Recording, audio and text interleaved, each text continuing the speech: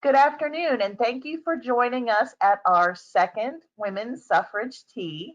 We have an excellent program for you today, and I'm going to go ahead and turn the program over to Commissioner Eccleston. Thank you, Kelly. Good afternoon, everyone, and thank you for joining us. I hope everyone have their tea ready. I have mine, and I see Secretary Lee already took a sip of hers. So, we're in for a real treat today with our guest of honor. But first, my name is Sophia Eccleston. I'm an External Affairs Manager with Florida Power and Light Company. I also have the pleasure of serving on the Florida Commission on the Status of Women. The Commission is a nonpartisan representative body of 22 volunteer women appointed by the Governor, Cabinet members, Speaker of the House, and President of the Senate.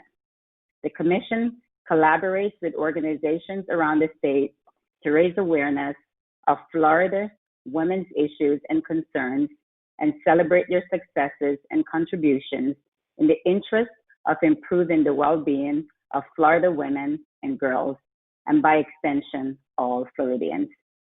This year, the Commission is collaborating with the Florida Women's Suffrage Centennial Commission and other organizations throughout the state to ensure statewide observance of this monumental milestone in the fight for women's rights in the history of our nation.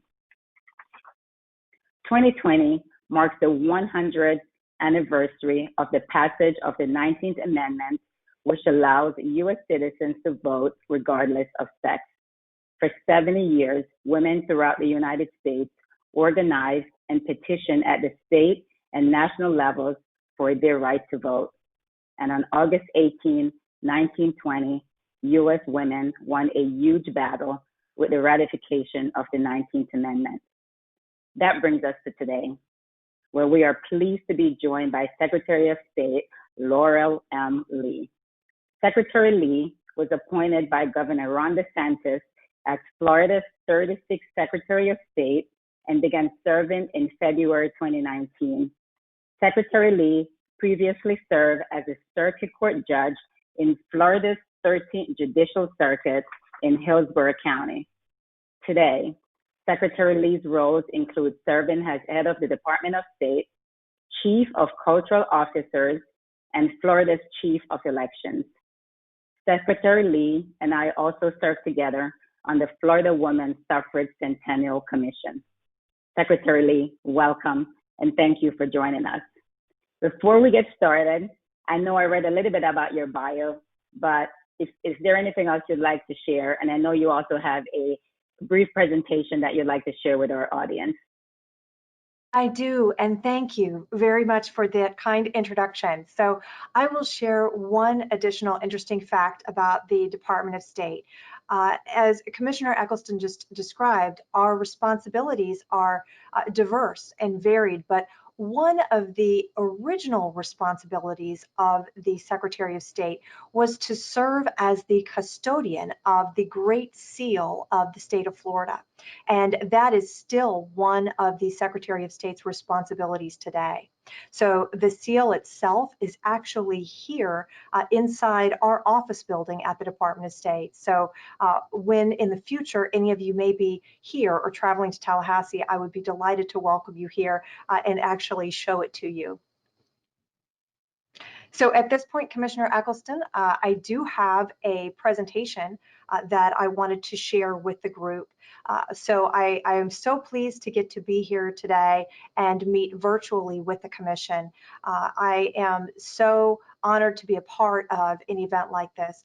The Commission's history and focus on raising awareness and celebrating the contributions and successes of women really makes this the perfect audience to discuss with the suffrage movement in Florida.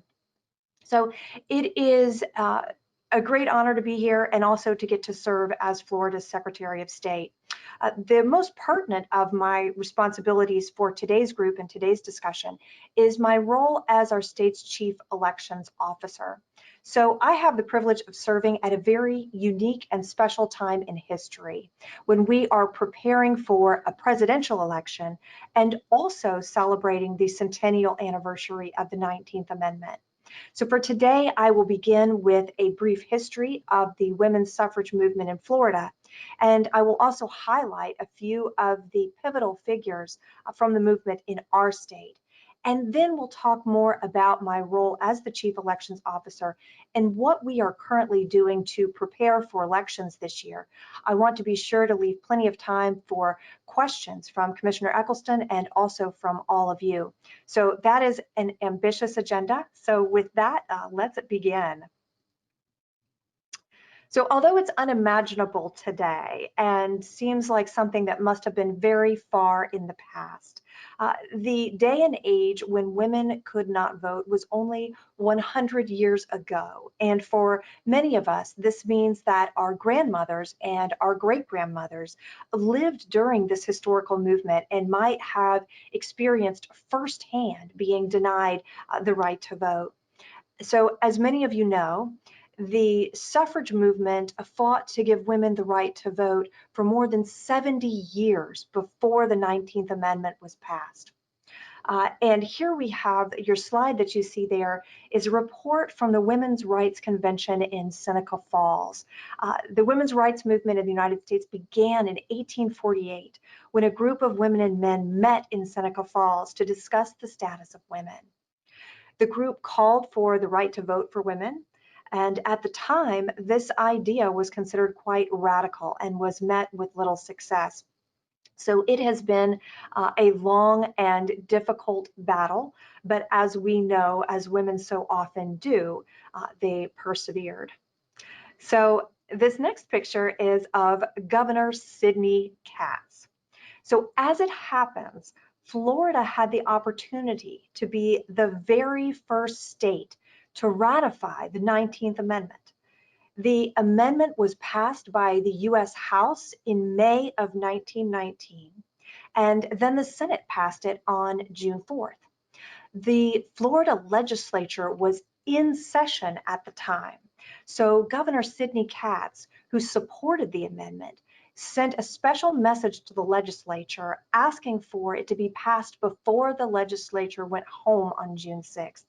And I'll read you just a short excerpt of what Governor Katz said in that message to the legislature. The legislature of the state of Florida will adjourn tomorrow, and it has an opportunity of putting itself on record to be the first state in the sisterhood of states to ratify this great movement upon the part of the federal government. Therefore, as governor of our great state, I earnestly recommend that you, by your vote, ratify this action and add an imperishable laurel to your state which can never die, the fact of being the first state of the Union to recognize woman as an equal with her brother man in the rights of suffrage. So unfortunately, the legislature did not act on Governor Katz's beautifully worded suggestion, and in fact, the amendment became part of the U.S. Constitution in 1920 without either of Florida's legislative houses voting on it. So I'm now going to mention a few of our pivotal Florida women who were inspired by the larger national movement and really made a significant impact on our state. The first is Ella Chamberlain of Tampa. She attended a suffrage conference in Iowa, and upon returning home began writing a newspaper column and giving lectures in her community on women's rights. One of her lectures at a social gathering impressed the audience so much that it led to the formation of the Florida Woman Suffrage Association. At this time in history, the movement in Florida was growing. It was a group of approximately 20 supporters in 1893 to nearly 100 by 1895. So those who were working towards suffrage in Florida were gaining momentum. Former Pastor Mary Safford of Iowa became the president of the Florida Equal Suffrage Association in Orlando, which united the societies across the state into one cohesive body advocating for suffrage. By this point, women across the state were working hard to raise support for their cause. Some of the activities and events and methods that they used to advocate for the cause are worth noting and reflective of their time.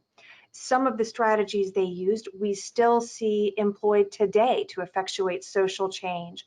They gave public lectures, they distributed hundreds of leaflets, they asked for donations, and in fact, they gave teas, which I believe is the inspiration for the format we are participating in here today.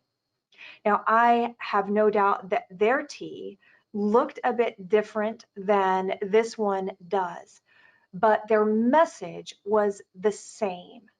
Women's voices matter, women's leadership matters, and we need women to be full and equal participants in all aspects of our democracy. Many of Florida's most prominent women joined the fight. This is May Mann Jennings, who was a leader of both civic and philanthropic organizations, and she actually founded the Florida League of Women Voters. As an aside, Ms. Jennings also happened to be married to Governor William Jennings. So next up is one of my favorite Florida trailblazers to mention. This is Mary Nolan from Jacksonville. And Ms. Nolan was 73 years old when she picketed in Washington in support of suffrage and was jailed for civil disobedience. Eventually, Ms. Nolan was sent to a workhouse in Virginia. And even though she was at that time a grandmother, she was arrested a total of 9 times over her career as a suffragist. At the age of 75, upon her release, Mary Nolan dressed in a replica of her prison uniform and boarded a train for a promotional tour with other former suffrage prisoners, telling their stories from town to town, looking for broader support for their cause. Another Florida leader, Dr. Mary McLeod Bethune, was an educator and a civil rights activist. She was involved in the suffrage movement from the turn of the 20th century onward. You'll be hearing a lot more about Dr. Bethune at next month's tea, but here is just a little preview of her incredible work and contribution. In 1912, Dr. Bethune joined the Equal Suffrage League, an offshoot of the National Association of Colored Women, worked to bring awareness for others about the voting process. She led a group of the first 100 African Americans to the polls to vote for Daytona's mayor. Now, in this next slide, you will see there were some parts of Florida that actually changed their local laws to allow women to vote years before the nation as a whole allowed this practice. So Ms. Zena Dreyer, on June 19, 1915, in the little town of Fellsmere, Florida, with a population of less than 400, walked into her local elections office and cast a vote. She was the first woman anywhere in the South 5 years before the passage of the 19th Amendment that granted all women the right to vote. And it all started in Florida in Fellsmere in St. Lucie County. And so what you see there pictured is the Florida historical marker that Fellsmere is in fact the birthplace for equal suffrage for women in Florida. Another important group to recognize is the women who served in public office prior to 1920. Some served in municipal offices in towns that already allowed women to vote, and others were appointed to county or state positions. Some of the appointed women were serving out the end of their husbands' terms after their spouses died in office, such as Mary Jane Curry, who was the treasurer of Monroe County. Others were simply appointed, like Mamie Gerald of Micanopy, who served several terms as the inspector of marks and brands for Alachua County. So now I'll share with you a couple of our trailblazers in public office. One is Ms. Marion Horwitz. The first female mayor in Florida, Marion Newhall Horwitz, was elected to serve in the town of Moorhaven, a newly incorporated city, in July of 1917. She is pictured here in one of her official portraits. During this time in Florida's history, several women served on the state's public school textbook selection committee. the State Board of Osteopathic Examiners, and on commissions that were in charge of planning for historic buildings and memorials. In essence, women first began to represent their communities in areas that at that time seemed most appropriate for women's interests. Next, we have Edna Giles Fuller. Edna Giles Fuller was Florida's first female state legislator. In 1928, she ran for a seat in the Florida House and won. She gave her first formal speech to the legislature on April 3rd, 1929, and she was reelected in 1930. That same year, Ruth Bryan Owens became Florida's first U.S. Congresswoman. Owens grew up in politics. She watched her father, William Jennings Bryan, debate in Congress in the late 1800s. And the picture you see there is her with her campaign car and her secretary and her driver. So after Owen won the election, she went on to champion for the Everglades and child's welfare. And under Franklin D. Roosevelt, she actually served as the United States envoy to Denmark and Iceland. And here is one of my favorite items from our state archives. So this is a news clipping from the Daily Democrat. So after this long, hard struggle, the fight for women's suffrage, victory, of course, was ultimately achieved when the U.S. Congress passed the 19th Amendment and the required number of states ratified it. Of course, Florida was not among them, but nonetheless, at that point, women across the United States had the franchise.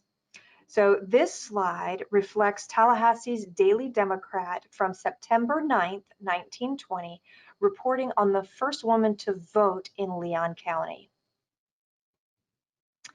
And it was not until 1969 that the Florida legislature ratified the 19th Amendment.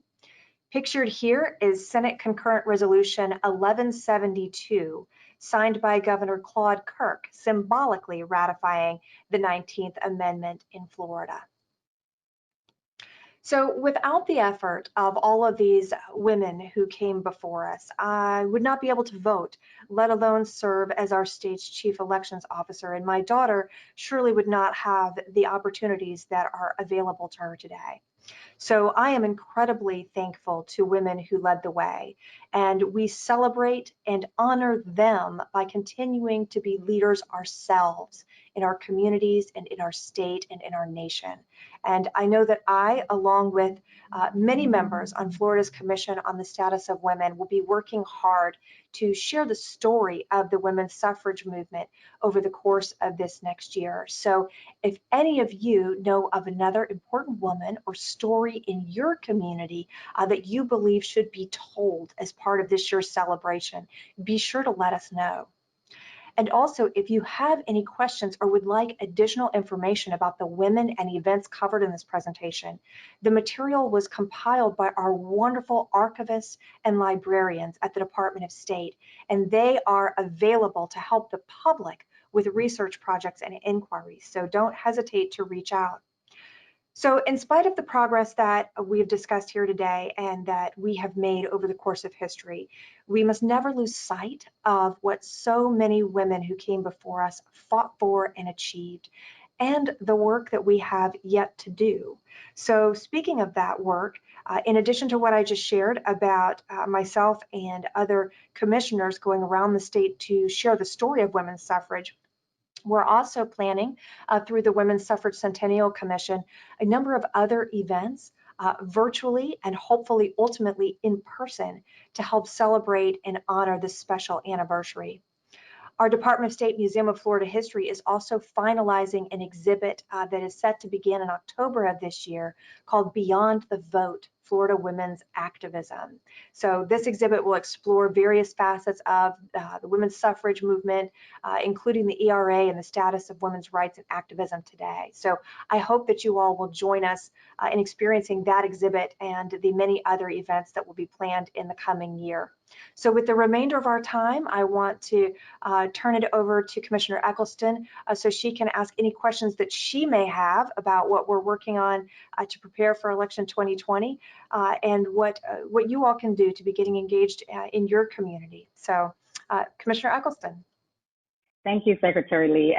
Thank you for that great history. I'm sure there's a lot of our participants who, probably were not aware of that history. So thank you for sharing that, and thank you for just, everything that you're doing for the Centennial Commission, for us to really have a wonderful celebration. And as you said, we still have a long way to go. Before I touch on some of the, things that you're working on for the election cycle, one of the questions I have, once the 19th Amendment passed and became law, did women go out in large numbers to vote? So not initially. It actually took some time for women to be out and voting in full force.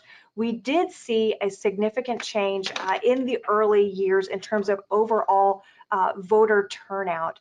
But one of the most notable things really took longer, and that was for us to begin to see a large portion of women being represented in public office, in elected office. So, as we know and have heard in recent years, there really has been a significant increase of women not only voting and volunteering in their community with civic and political groups, but in recent years, we've actually seen a lot more women run for office. And that's one of the things that I know I am the most excited to see and to have more women serving in our state offices, our local offices, and nationally. Thank you, Secretary Lee. One of the questions I have, talking about election and women running, what are you doing at the Division of Elections during this election year to encourage voter participation in our democracy? So encouraging voter participation and voter registration is actually one of our key priorities that we're working on this year. So last year, Governor DeSantis had us join something that is known as ERIC, the Electronic Registration Information Center. And what's significant about joining ERIC, it really does two things. First, it allows us to cross-check our voter rolls with those of other member states. So it helps us identify voters who may have moved out of state or be registered more than one place. So it helps us clean up our voter rolls. But also critically important about ERIC is it allows us an opportunity to contact every single potentially eligible but unregistered voter in Florida. And so this year in September, we will be contacting every single potentially eligible unregistered voter in Florida to provide that potential voter with information on how to get registered and how to vote this year. So that is something that has never been done in Florida that we are very excited about. So I am expecting that that is going to yield record numbers of voter registration and turnout. We're also preparing right now to engage in a voter outreach campaign to be sure that voters are aware of where to get accurate, good information about elections, and also why they should have confidence that they can vote safely and their vote this year will be secure. Thank you. Yeah, I think that's definitely some of the concerns of voters for this cycle. What are some of the threats and challenges that you see for this upcoming election? One of the things that we work on a lot is the concept of foreign interference. We're still very concerned about the concept of foreign interference in our elections. And that can really take two different forms.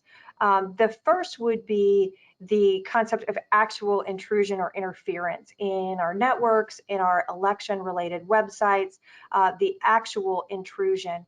And we have worked very hard over the last several years and have invested millions in statewide elections infrastructure to ensure that voting systems are updated, that we have good firewalls, good practices in place, not only in the state, but also with all of the counties and local election officials.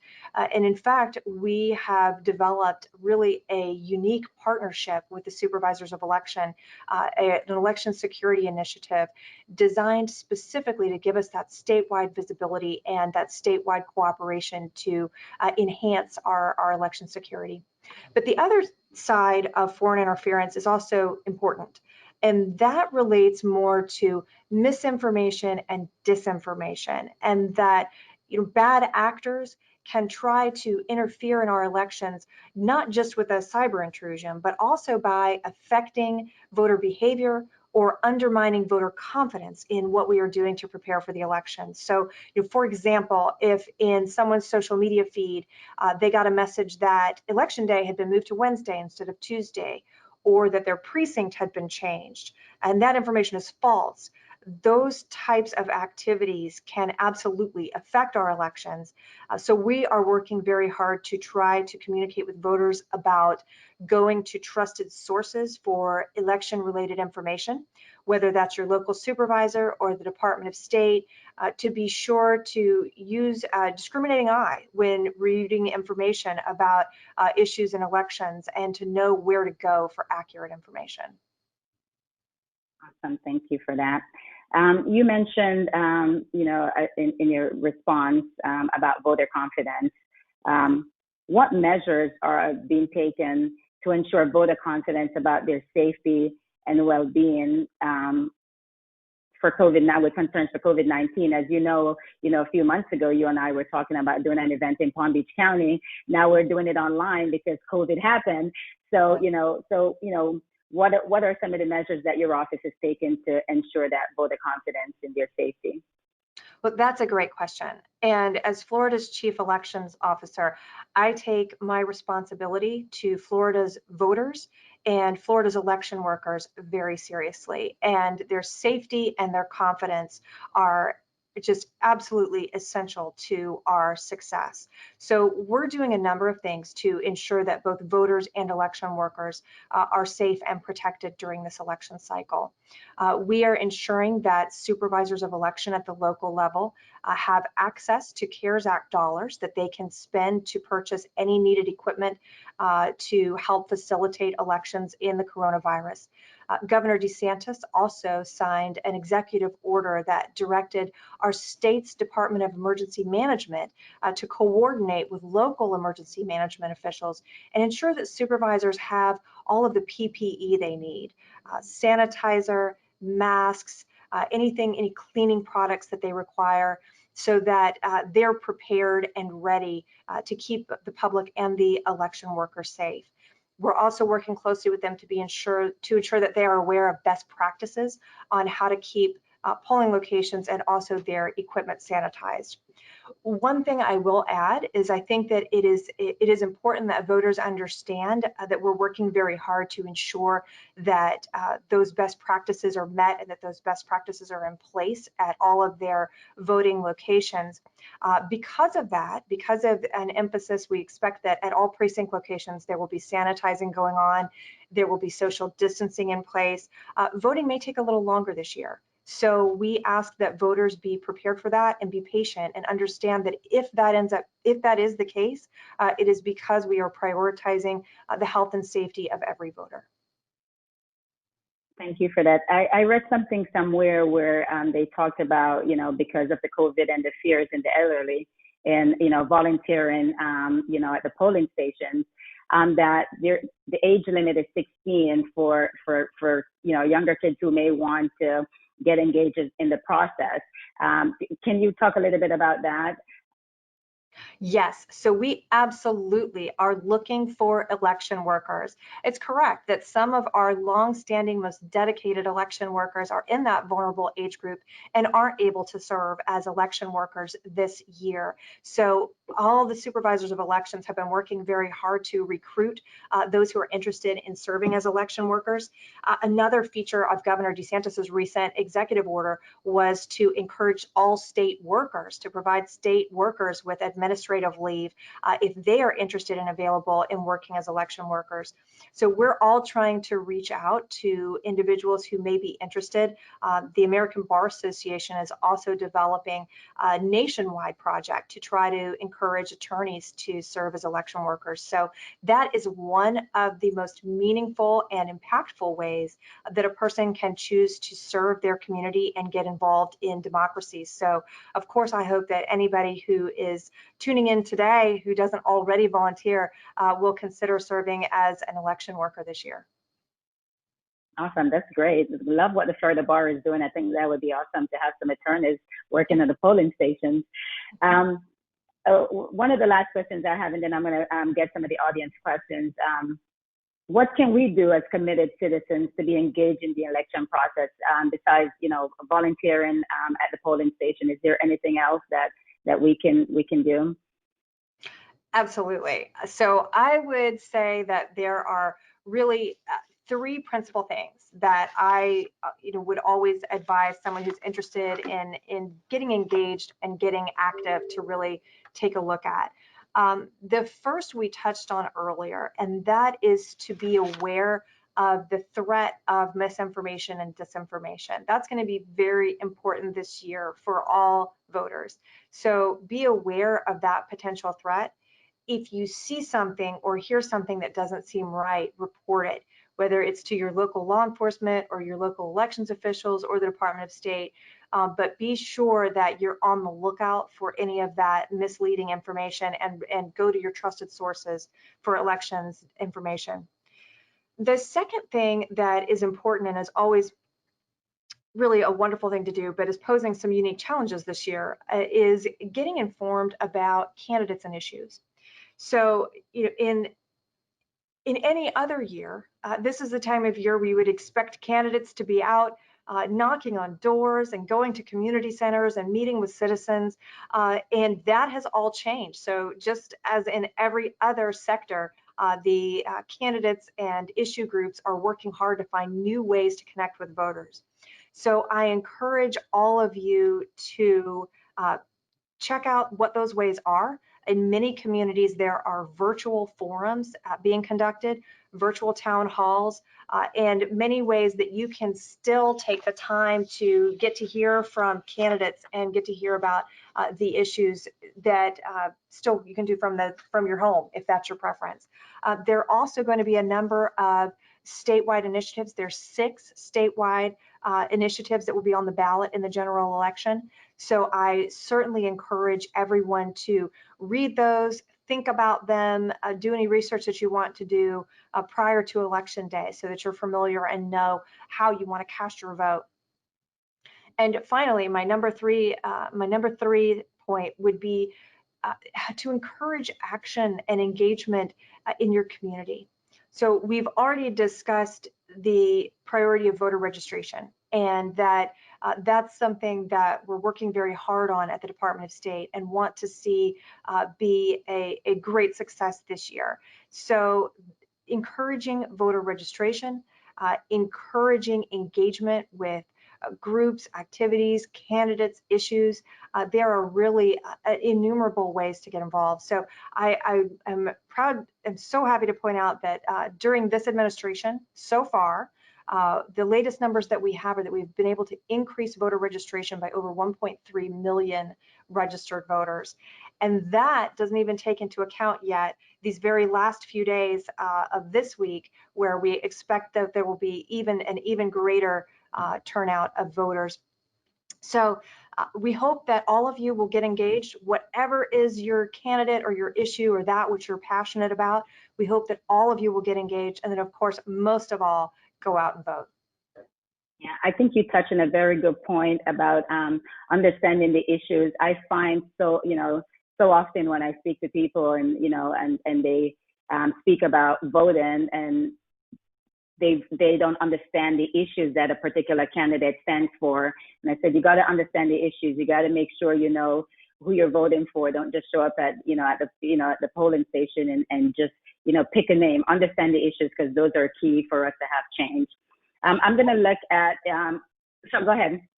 I say that's very true. And one, silver lining about this year is I think candidates, because they have all been forced to think about new, innovative, virtual ways to connect with voters, you can find a great deal of information about them now on their websites, or in the ways in which they're working very hard to think of new ways to get out there and connect.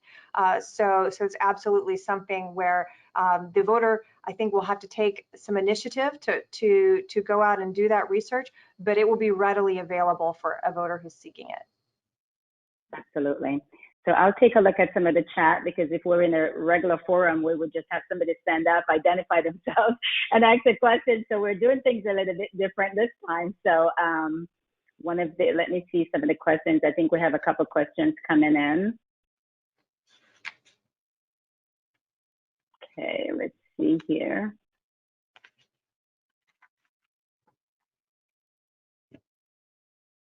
One of the audience questions is, how are you contacting non-voters with Eric? So one of the things that we get from Eric is information about who and where those people might be. We also work with the DMV to use their records and try to find out where we can find those potential voters. And I will share with you, let's see, back in 2017, Eric did an assessment of how many voters there might be out there that are potentially eligible and unregistered in Florida, and the number was 4.2 million. So it's a very significant number of people that we are hoping to contact and for the first time get engaged as voters this year. Oh, awesome. And you said recently you've had, what, 1.3 million that you've registered out of that, so awesome. Thank you. One of the questions that came in, what is the percentage of women who vote now compared to the percentage of men who vote? So what is the percent? I don't know if you know the percentage of women who vote versus men who vote. So we actually don't know that, because voting records and voting databases that we maintain don't distinguish between men and women. So that's actually not information that we do have. But I will say, for any of you who are interested in elections and elections information about how we do things or what we do, or even information about registered voters, that is, so much of that information is available on the Division of Elections website. So that's something that you might want to check out and see. There's a lot of information there for voters who are interested in kind of demographics of Florida and how our elections are going. And I'll see, actually, I was just looking to see if I had it handy, and I do. I can share with you. Here's an interesting thing about Florida voter demographics. So as of last week in Florida, we have 14,850,544 registered voters. 5,509,616 are Democrats. 5,190,128 are Republicans. 3,969,690 are no party affiliation, and there are about 200,000 of minor party affiliated voters.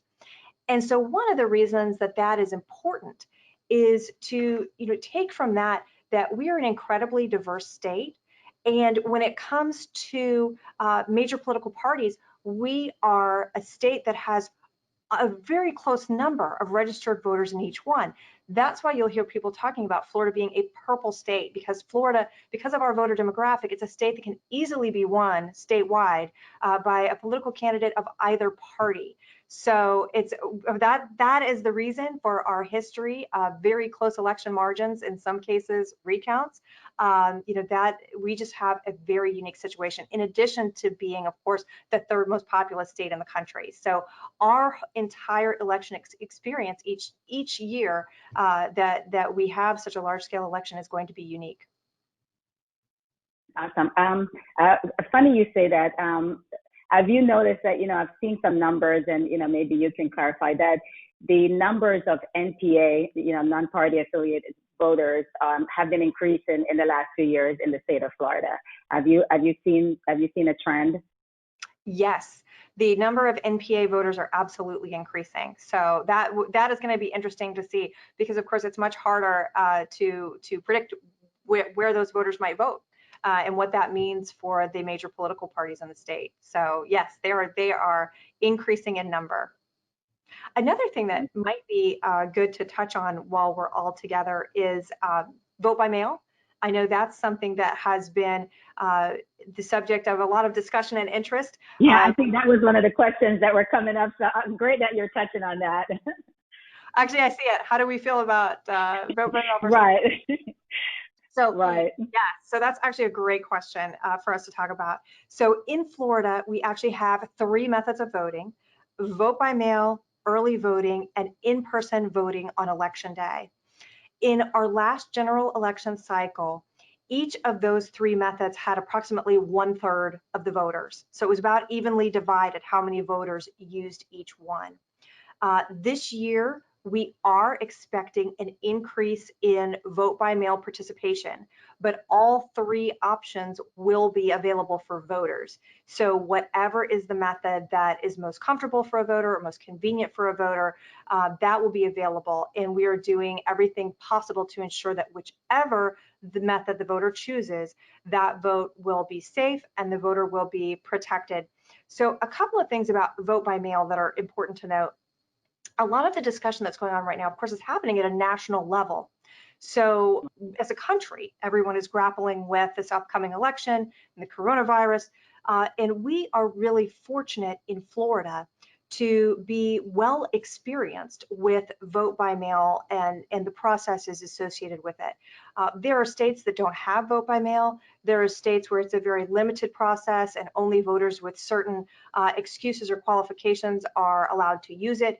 And that's not so here. In Florida, any voter for any reason is entitled to request a vote by mail ballot and cast their vote that way. We have had in Florida some form of vote by mail since 1917. So this is not a new process for us, and it's something that we're very experienced with administering effectively. And we also do here in this state have a number of safeguards to ensure the integrity of that process. We do require that a voter request a vote by mail ballot. As I mentioned a moment ago, anyone is entitled to receive a vote by mail ballot, but the voter must first request it from the supervisor of election. That way, the supervisor can verify that that ballot is going out to a real person who's a registered voter and somebody who's already on our voter rolls. After it's received and the voter marks their ballot, it must be signed before it's sent back to the supervisor of election. So there again, the supervisor will compare that signature to a signature on file and make sure that it matches. If there's any problem with the signature, the supervisor immediately makes contact with the voter to let that voter know. And it's also possible for voters who are interested in tracking their ballot to track that vote by mail ballot all the way through the process, from when it leaves the supervisor's office to when it gets all the way back. So we do here in our state have a number of very important safeguards to ensure the integrity of that process as well. So we feel very confident that regardless of what method a voter may choose to cast their ballot in this election, that method will be protected and their vote will be secure. That's awesome, because I know that is a big concern for a lot of people. I know even my mother said, I think I'm going to go to the polling station and vote. I'm not sure. And I think one of the good things that they're doing here in Palm Beach County, I'm not sure if it's all over the state, but whenever you request your vote by mail ballot, it actually comes with a prepaid stamp, so you don't even have to go to the post office. So I think that's, that's a great thing that, a supervisor of elections is doing here in Palm Beach County. Mm-hmm. So there's another audience question. Lots of questions, it seems like, on ERIC. Will there be a social media or other tools for ERIC outreach that organizations can use to help promote it? Yes. So the foundational ERIC piece will be a postcard that goes out to all of the potentially eligible but unregistered voters. And we will absolutely be sharing on our own social media platforms information. We have been already. We're so excited about this process. Information about ERIC, what we're doing, when those postcards are going to go out. And so for groups who are interested in collaborating with us, I think that will be the important, really important moment, is when these postcards do go out, to be sure that we're using every method possible to reach these potential voters and let them know this is coming to you, this is your opportunity, this is a way you can register and get involved this year. So I know we would absolutely welcome collaboration by any groups who are interested in helping to promote or talk about that process. Awesome. Another audience question, is there a web page that lists all candidates up for election with a concise list of their qualifications and prior achievements rather than having to look up candidates individually? So is there a place, a suppository for all the candidates with all their qualifications and all their backgrounds where they, where someone can just go? I know there's a supervisor of election page, but not the qualifications and background. I'll let you answer that. That's right. That's right. You certainly can find listing of candidates and candidates' financial reports in either, depending on which office they're running for, either your county supervisor of elections website or the Department of State website. So the list of all the candidates is available, but there is not a single place where you can find really a summary of their experiences, kind of what they've done in their professional background or what their issues or positions are. That information is all so subjective that it's not something that I think any of your elections officials are trying to reflect on their sites. There are some elections officials on the local level who have hyperlinks, in those candidate lists that hyperlink to the candidate's campaign website. That's not true in every county, but I know some counties do have those hyperlinks, so you can at least go and assess those qualifications as the candidate describes them. Yeah, thank you for that. And I think just doing a little bit of Google research on the candidates, there's, everything is on the internet these days. I don't think that would be too much of an issue to find. One of the questions that came up is about polling locations. It's quite a bit of a lengthy question, so I'll just kind of paraphrase it a little bit. I think they're trying to find out, just based on the pandemic and what's going on, is, if a polling location change, how will the voter be notified? And also another part to that question, will we ensure that there's enough polling locations based on population so that, for people to be able to vote? Absolutely. So I know the supervisors are working very hard right now to have polling locations for election day voting available. So one thing that happened, of course, back in March, we had our presidential preference primary. And at that time, that was when the pandemic was, guidance was changing rapidly. The guidance that we were getting from our public health officials was changing. And so one thing that Governor DeSantis did early on was make clear that we should not use assisted living facilities as precinct and polling locations anymore. And in retrospect, I am so glad that we did that. That ended up being a very critical decision in furtherance of public health. And I know for some of you who are in the rural or northern parts of the state, you may be thinking, assisted living facilities as polling, but there are parts of our state where that's actually quite common. They are generally large facilities with lots of parking, and it can be a very convenient way for residents to vote. So it's actually a very common thing in parts of our state to use those types of facilities. So without question, there have been, that's just one example, but there have been precinct locations that you may have been going to for years that will change this year in response to the pandemic. So it's very important before you go out to vote this year to check your supervisor of elections website. That's where the most up-to-date information and any changes to those precinct locations will be reflected. So before you go out to the polls this year, be sure to check that website and it will direct you to the accurate location. Thank you. One of the questions our audience have is, what is going to be done for voters who are in quarantine on election day? Interesting question. So one of the options that voters can consider, of course, as we discussed earlier, is vote by mail. So another interesting thing to know about a vote by mail ballot is if you request one now, that doesn't mean that you can't choose to still vote in person instead when the time comes. So one option, if a voter is concerned about potentially being in quarantine at a later point, a voter can request a vote by mail ballot and then make a decision closer to election time if that's the way that voter chooses to vote, or if everything is fine and they are well, then they can go to the polls instead. Just not both. You have to pick one. Yeah, right. And I think this is going to be our last question before we wrap it up from the audience. It's a bit of a lengthy question, but it's saying that the information about what types of photo IDs are acceptable are often not upfront on the Supervisor of Elections website. They're saying in Broward it's very difficult to get a state issue ID. So can the public get a state ID at the SOE office? And do you So, have any idea how many types of IDs would be required?